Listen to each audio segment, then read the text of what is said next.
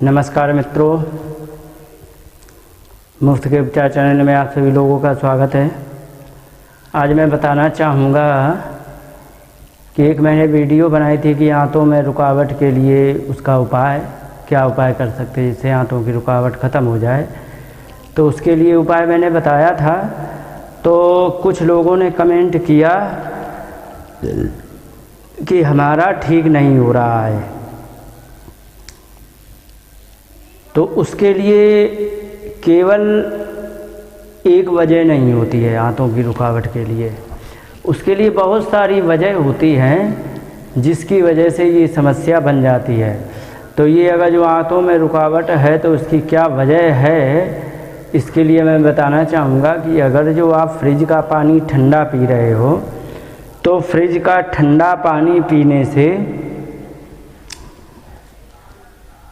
आपके आंतों की रुकावट कभी नहीं जाएगी, क्योंकि फ्रिज का पानी ही एक ऐसा होता है जो कि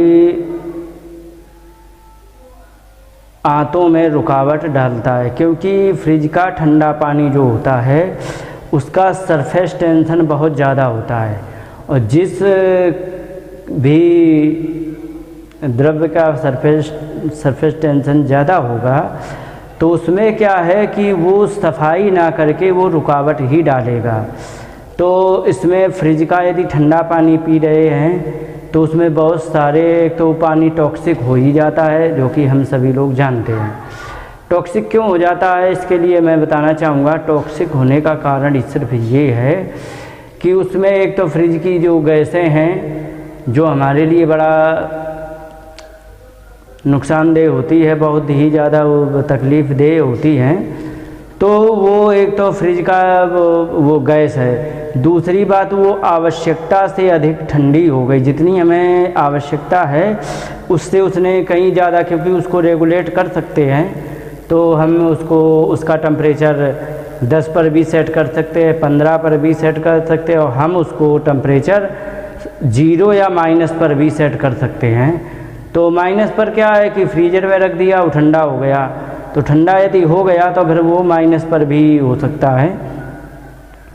तो अगर जो हमने इसको रेगुलेट करके बहुत ठंडे पर लगा दिया है तो इसमें सबसे बड़ी समस्या ये बनने वाली है कि ये पानी पीते ही सबसे पहले पेट के सफाई को रोक देगा। पेट में यदि कुछ है कचरा तो उसको साफ़ नहीं करेगा, और बल्कि ये जमा देगा। और हमारी जाते ही पानी, ठंडा पानी क्या है कि हमारी जठराग्नि को कमज़ोर करेगा, और ये अपान वायु पर भी बुरा प्रभाव डालेगा। क्योंकि हमारे पेट में सिस्टम होता है जो हाइड्रोलिक सिस्टम में जो आजकल चला है, तो हाइड्रोलिक सिस्टम में क्या है कि एक तरफ से तेल का प्रेशर दिया जाता है तो दूसरी तरफ से उसकी रॉड निकलती है, जिससे कि वो इतनी निकलती है कि वो बाहर इतने दबाव दिया जाता है कि उस तेल के दबाव से वो बाहर उठा लेती है। इसी से जेसीबी मशीन और प्रेशर ट्रॉली काम करती है। इसी प्रकार से पेट में होता है।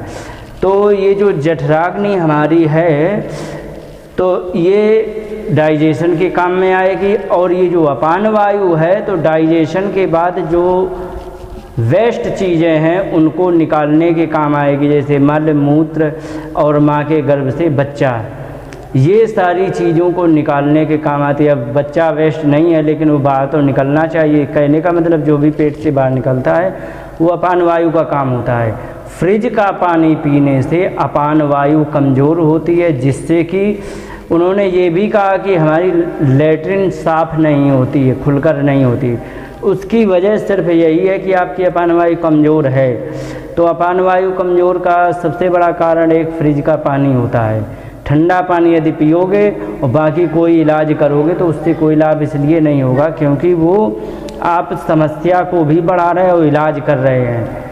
एक ही काम किया जा सकता है, या समस्या बढ़ा लो या फिर इलाज कर लो। इलाज के लिए पूर्ण संयम होने की आवश्यकता है। संयम को हम उर्दू में परहेज कहते हैं, जिसको लोग समझते हैं कि साहब परहेज करना है, तो परहेज का मतलब होता है संयम, हिंदी में संयम आता है। तो ये संयम की आवश्यकता होती है, परहेज की आवश्यकता होती है। परहेज ये है कि ठंडा पानी ना पिए, और जिसको यदि लगातार ठंडा पानी पी लिया है, अब उसके रुकावट ही हो गई है, तो अब उसके लिए मैं बता दूं कि सबसे पहले गर्म पानी पीना प्रारंभ कर दें, गुनगुना पानी। ज़्यादा से ज़्यादा ठंडा पीना है तो घड़े का पानी पी सकते हैं। घड़े के पानी में बहुत सारी सुविधाएं होती हैं, इसके बारे में मैं ज़्यादा कुछ नहीं बताना चाहूँगा, क्योंकि मैंने इसके पहले की वीडियो जो बनाई है वो घड़े के ही बारे में बनाई है। मात्र एक वीडियो को छोड़ के दूसरी वीडियो घड़े के बारे में ही बनाई है। घड़े के पानी में फ्रिज में क्या अंतर है उसे देख सकते आसानी से। तो इससे क्या है कि घड़े का पानी जो होता है वो सरफेस टेंशन को कम कर देता है। अब जिन चीज़ों का सरफेस टेंशन कम होता है तो उनका क्या प्रभाव होगा, जैसे कि दूध है, दूध का सरफेस टेंशन कम होती है। पहचान बता दें, दूध को आप स्क्रीन पर लगाओ, लगाने के बाद एक सादा कपड़ा लो, तौलिया वगैरह, और उसको रगड़ दो चेहरे को, तो जितना कचरा होता है वो सब का सब देखेंगे आपकी तौलिया काली पड़ गई। क्यों पड़ गई है? क्योंकि उसने सारे कचरे को बाहर निकाल के रख दिया है, वो तौलिया में लिपट गया। तो ये क्यों रख दिया? क्योंकि इसका सरफेस टेंशन कम होता है, तो ये जो जिसका सरफेस टेंशन कम होगा वो फालतू की चीज़ों को निकाल करके और बाहर कर देगा। और उसको, अब इसको कपड़े धोने में भी आप अंदाज़ा लगा लेंगे, जिस पानी से कपड़े बहुत अच्छे साफ़ हो जाए तो जान लीजिए कि उस पानी का सरफेस टेंशन बहुत कम है। जिसका सरफेस टेंशन कम होता है उसमें कपड़े का भी मैल बड़े आसानी से निकल जाता है। तो यही पहचान होती है मोटी मोटी। तो इस प्रकार से दूध जो होता है वो भी, तो उसको कैसे यूज करना है, उसको उपयोग करने के लिए सबसे आसान तरीका ये है कि शाम को गर्म दूध लें, गर्म दूध ले करके और उसको हल्दी उसमें थोड़ी डाल लें, और अगर जो ज़्यादा हाथों में रुकावट है तो घी दूध में डाल लें, 1 चम्मच घी, आधा चम्मच हल्दी, से मिला करके पिएंगे तो इससे कई एक सारी समस्याओं का भी निवारण हो जाएगा, जैसे जुकाम है, खांसी है। और इसमें ध्यान ये रखें कि चीनी बिल्कुल ना डालें। चीनी यदि डालेंगे तो आपको मतलब लाभ की जगह हानि करेगी। तो अगर जो आपने ऐसा दूध ले लिया तो इसमें आपको क्या फ़ायदा होगा, एक तो आपका जुकाम भी ठीक हो जाएगा, कैल्शियम की बहुत अच्छी पूर्ति करेगा, और जिस व्यक्ति को शारीरिक कमजोरी है, जैसे शीघ्र पतन आदि की समस्या है, उसके लिए भी ये बहुत अच्छा लाभकारी होता है। और चेहरे में ग्लो भी लाने के काम आता है, और बाल यदि ज़्यादा पक रहे हों तो उसको भी ये सही कर देता है। तो ये कई एक समस्याओं का निवारण है ये दूध में हल्दी और घी डाल करके मिला के पीने से। इससे क्या है कि पेट की कचरे की रुकावट ख़त्म हो जाएगी, और कचरे की रुकावट उसी दिन आपको रिजल्ट मिल जाएगा जिस दिन आप पिएंगे। शाम को ये पीना है। सुबह क्या है, सुबह तो अब सुबह के लिए बता दें, ये तो रहा शाम का इलाज। सुबह आपको क्या करना है कि जो कचरा है इसको साफ़ करने के लिए सुबह हम फल खा सकते हैं, क्योंकि फल का समय होता है सुबह का और दूध का समय होता है शाम का। तो सुबह आप फल खाएं, फल वो खाएं जिसमें कि फाइबर बहुत अधिक मात्रा में हो। फाइबर अधिक मात्रा में किन किन की चीज़ों में होता है आपको बता दें। कटहल में बहुत अच्छा फाइबर है, तो कटहल की सब्ज़ी आप खाएं, बहुत अच्छा लाभ है। और करेले में बहुत अच्छा फाइबर है, ये भी एक दिन में ही पेट साफ कर देगा, बहुत अच्छा है। अब फलों में क्या खा सकते हैं, फलों में अमरूद है, जैसे सर्दियों में है तो अमरूद है, खाएं, बहुत अच्छा है। और गर्मियों में आप खीरा खा लें, आप खरबूजा खा लें, इसमें भी फाइबर बहुत अच्छा होता है, बड़े आसानी से ठीक करता है। और बरसात में भी बहुत सारे आम वगैरह हैं। हर मौसम में भगवान ने ऐसी व्यवस्था प्रकृति में कर रखी है, हर मौसम में आपको फल कोई ना कोई मिलता ही रहेगा। अब जैसे कि 1 आध महीने के लिए फल की आवश्यकता होती है, तो वो होती है सर्दियों के मतलब सर्दियां ख़त्म हो रही हैं, गर्मियां आ रही हैं, उसमें फल की आवश्यकता होती है, तो भगवान ने बेर बना के दे दिए। और बेर के लिए एक बड़ी विशेष बात ये होती है, ये 1 महीने से ज़्यादा चलता ही नहीं है। जैसे ही शिवरात्रि लगी बेर ख़त्म हो जाएगा, क्योंकि प्रकृति का एक नियम है, जब तक वो चीज़ आपके लिए हितकारी है, लाभकारी है, फ़ायदेमंद है, तब तक वो चीज़ सही रहेगी। और जैसे ही मौसम में ऐसा परिवर्तन हुआ कि उस समय कोई चीज़ नुकसान कर सकती है, प्राकृतिक चीज़, तो वो उसी समय ख़त्म हो जाती है, उसको प्रकृति नष्ट कर देती है। अब लौकी है, लौकी क्या होता है कि लौकी गर्मियों की चीज़ें हैं, गर्मियों की चीज़ है, लौकी है, तोरई है। गर्मियों में इसका यदि सेवन करते बहुत अच्छा लाभ होता है, लेकिन सर्दियों में सेवन करेंगे तो ठंड लगने की आशंका है, उतना लाभ नहीं होता। तो आप देखेंगे कि लौकी कभी भी सर्दियों में होती ही नहीं है, वो गर्मियों में ही होगी, गर्मियों में होगी।